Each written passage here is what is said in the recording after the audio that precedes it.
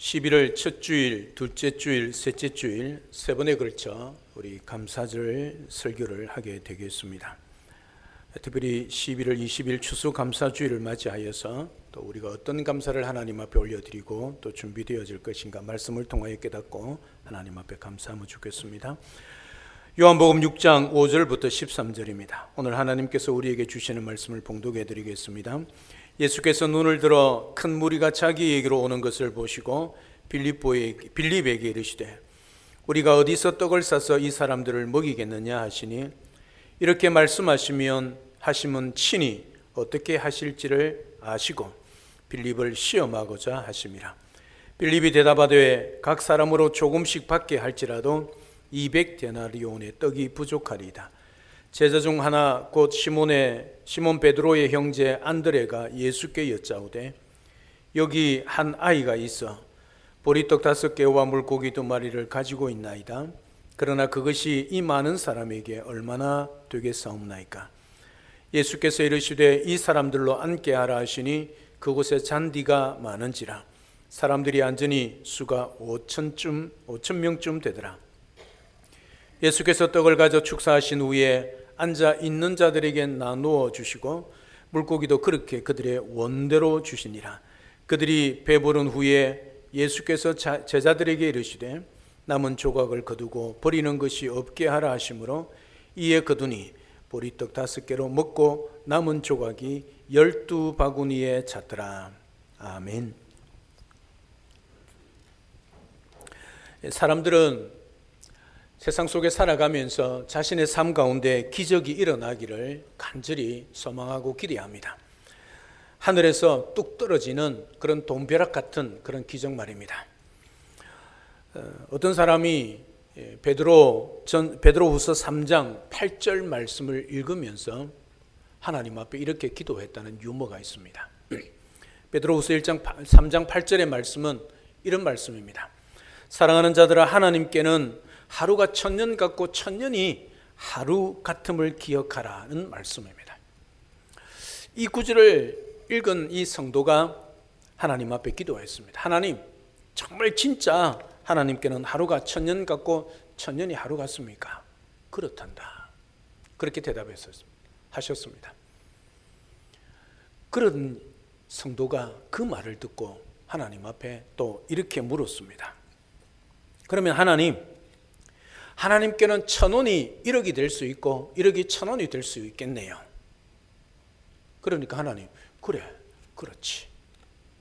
그러니까 이 성도가 하는 말이 무엇이겠습니까? 하나님, 1000원만 주세요. 그 마음속에는 뭐예요? 1억 달라는 말이지요. 하나님께서 뭐라고 대답하셨겠습니까? 하루 기다려라. 하루가 뭔데 같다고요? 1000년 같다고요. 이렇게 사람은 본성이 언제나 생각하는 것이 또 말하는 것이 자기 중심이고 자기에게 온갖 기적들이 일어나기를 바라고 때로는 돈벼락 같은 갑자기 일확천금 같은 것이 우리에게 주어지기를 바라고 있는 것을 보게 되어집니다.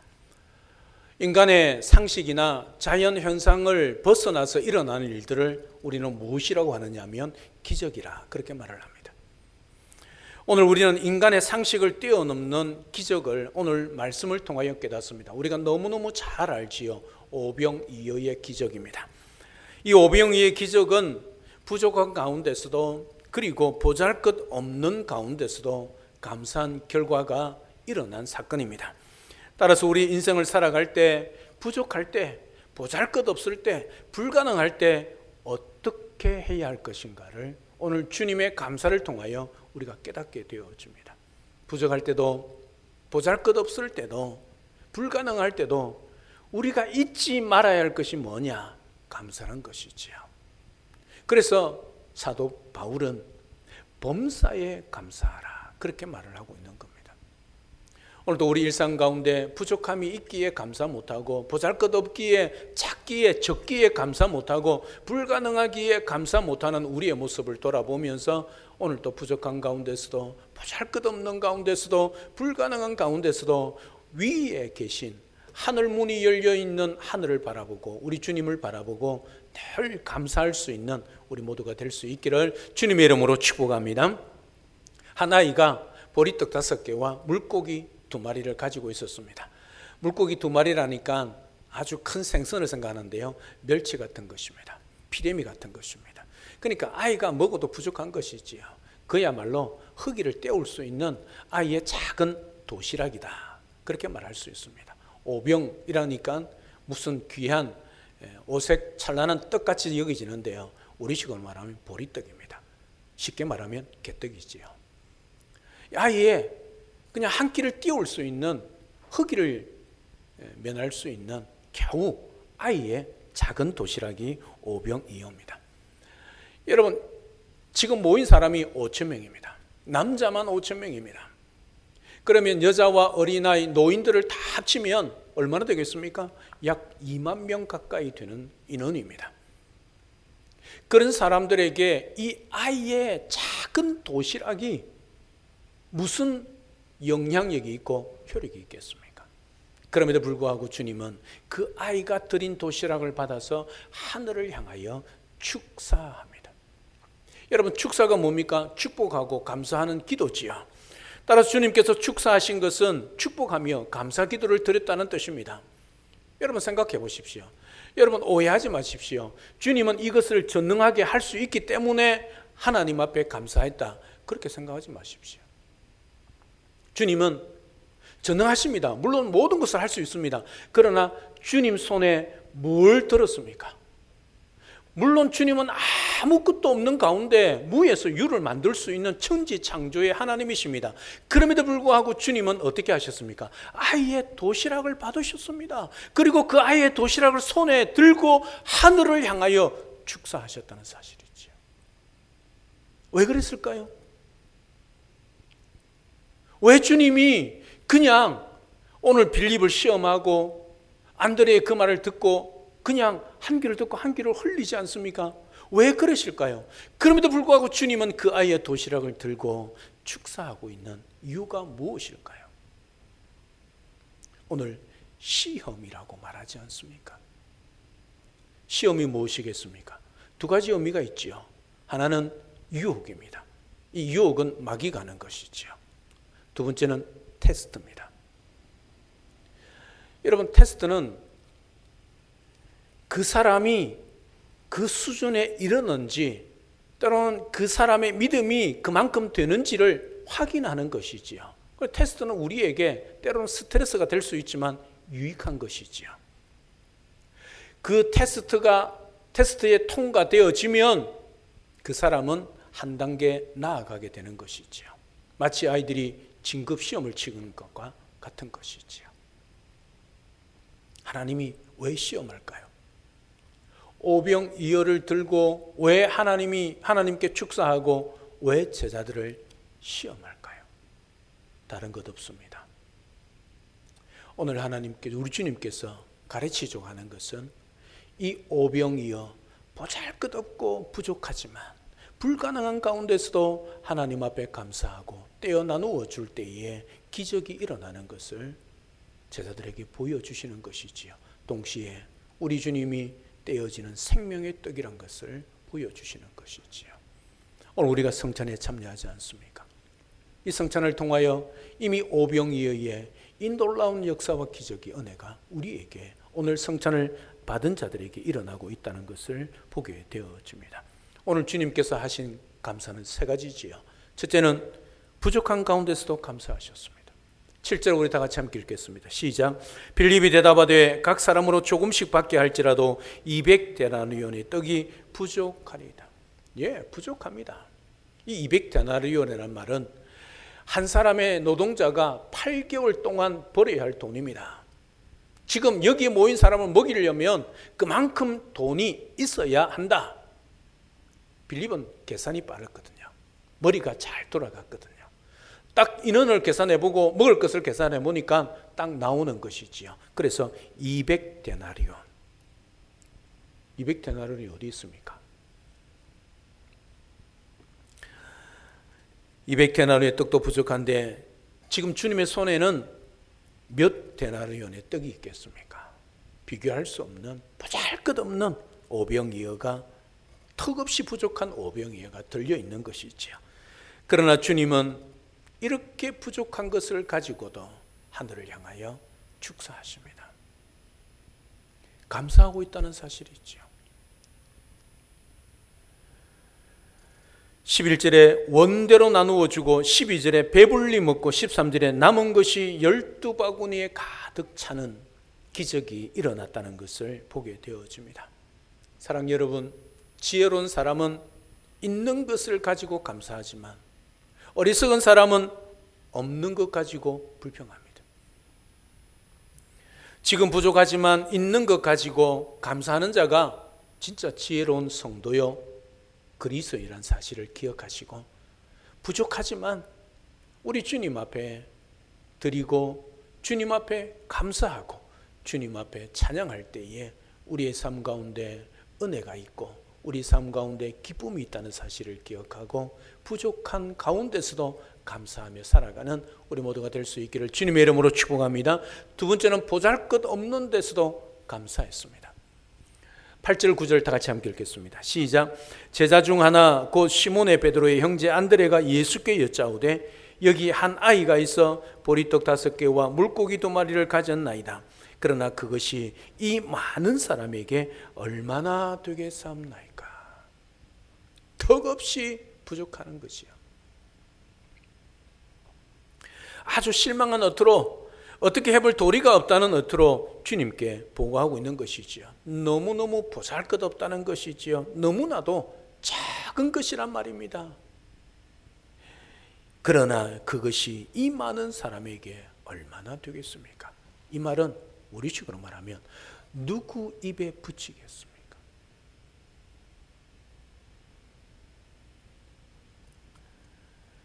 그럼에도 불구하고 우리 주님은 그 작은 것, 보잘것없는 것 무시하지 않으셨습니다.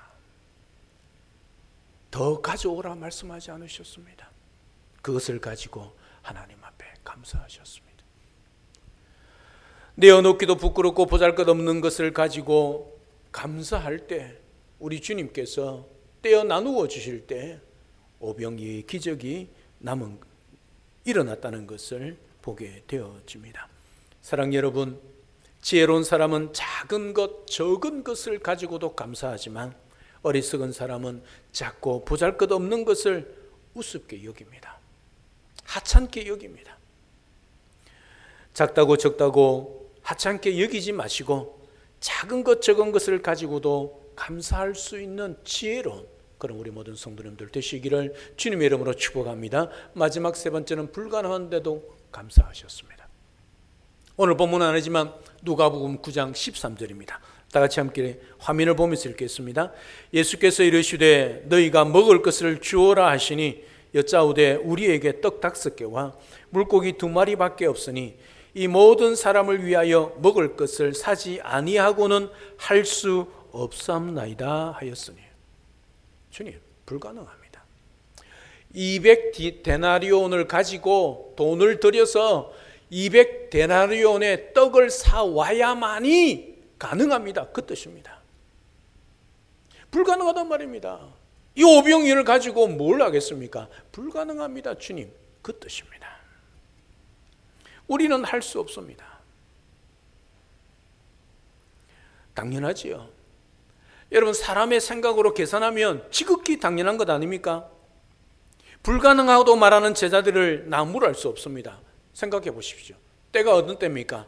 저물어 어두워 가고 있습니다. 장소는 어디입니까? 황량한 빈들입니다. 잔디밭입니다. 사람들은 약 2만 명 가까이가 됩니다. 그런데 가지고 있는 것은 뭐라고요? 그 2만 명 가운데 가지고 있는 것이 딱 하나, 뭐입니까? 아예 도시락. 여러분, 계산해 보십시오. 2만 명이 앉아 있습니다. 해가 저물어 갑니다. 장소는 식당이 아닙니다. 어디입니까? 황량한 빈들입니다. 들판입니다. 2만 명이 앉아 있습니다. 가지고 있는 것은 아예 도시락 5병이옵니다. 어떻게 할까요? 제자들의 말이 지극히 당연한 것 아니겠습니까? 불가능합니다. 주님 200데나리온 주십시오. 그러면 떡을 사오겠습니다. 그 뜻 아니겠습니까? 현실을 너무너무 잘 파악했지요. 지금 현재 상황을 너무너무 잘 알았습니다. 그럼에도 불구하고 우리 주님은 뭐라고 말합니까? 그래, 내가 돈을 탁 만들어 줄 테니까 이것을 가지고 사오라 말하지 않습니다. 그 오병이어를 들고 하나님 앞에 감사하셨습니다. 불가능한 가운데서도 우리 주님은 그것을 가지고 감사하셨지요. 우리는 언제나 우리의 생각, 우리의 한계에 갇혀서 하나님의 능력을 제한합니다. 에이, 보십시오. 지금 해가 저물고 아무것도 빈들이고 가지고 있는 것은 딱 요거 오병이어인데 2만 명이 모이는데 하나님 불가능합니다.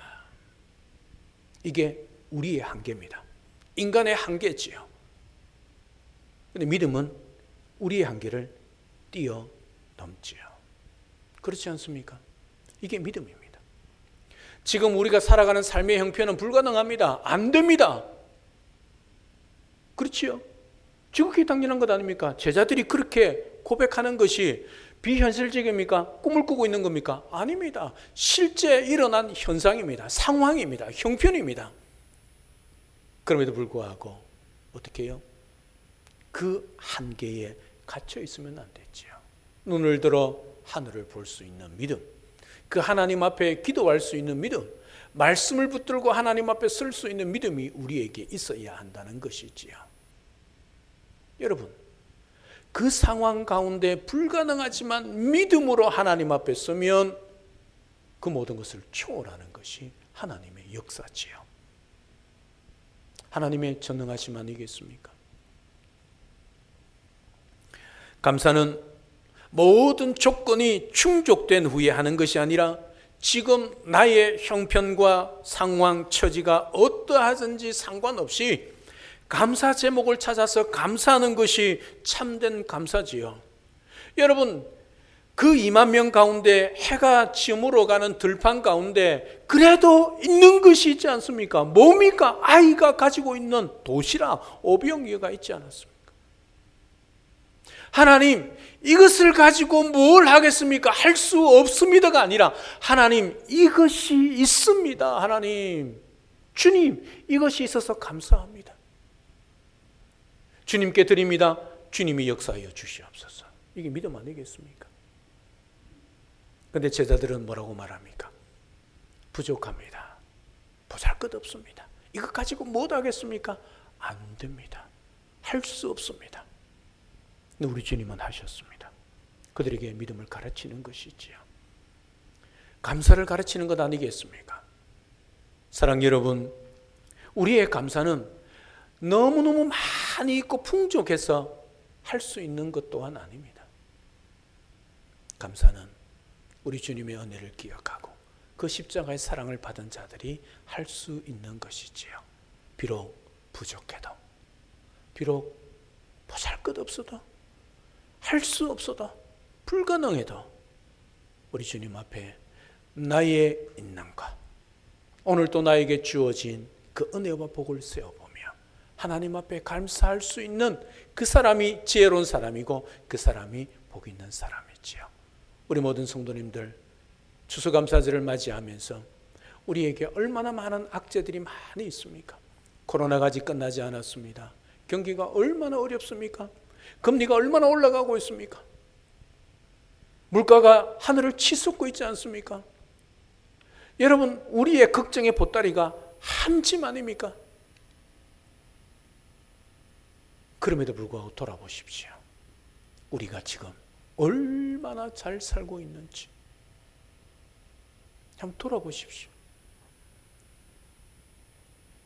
우리가 얼마나 편하게 살고 있는지 돌아보십시오. 이것이 다 주의 은혜 아니겠습니까?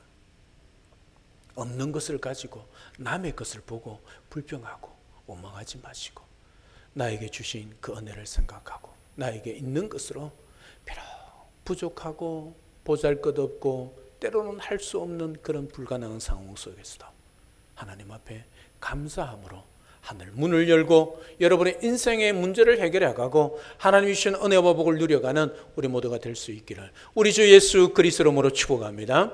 할렐루야. 아멘. 살아계신 하나님, 은혜와 사랑을 진심으로 감사를 드립니다. 오늘 오병이의 기적은 빌립같이 부족하다고 계산만 하고 안드레같이 보잘것없다고 절망만 하고 12 제자들같이 불가능하다고 불평한다면 아무런 일이 일어나지 않습니다. 하나의 어린 도시락이 부족하고 보잘것없고 불가능하게 판단되었지만 하나님 앞에 주님 앞에 드렸을 때 주님은 그것으로 축사하시고 5,000명 2만 명을 먹이시고도 남음이 있게 하셨습니다. 오늘 또 없는 것 남의 것을 비교하며 불평하고 원망하지 말고 오늘 나에게 주신 은혜, 오늘 나에게 주신 온갖 것들을 비록 부족하고 적은 것이고 때로는 불가능하더라도 하늘을 향하여 하늘 문을 열고 하나님 앞에 기도하며 또 우리 인생의 문제를 열어가며 감사하며 우리 주님 앞에 올려드릴 수 있는 우리 모두가 될 수 있게 도와주시옵소서. 그리하여 하늘의 신령한 복과 땅의 기름진 복을 누려가는 우리 모두가 되도록 축복하여 주시옵소서. 예수님의 이름으로 기도드리옵나이다. 아멘.